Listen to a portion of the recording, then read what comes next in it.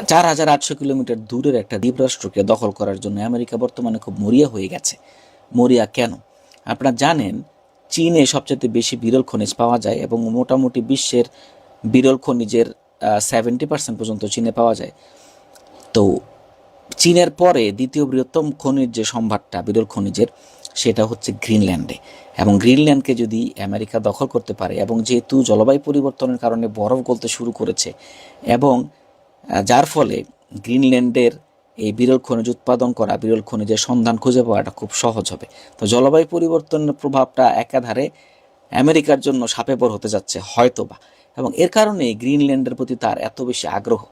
এবং অ্যান্টিমিটার নামে একটা বিরল খনিজ পদার্থ আছে যার দাম $6.25 মিলিয়ন।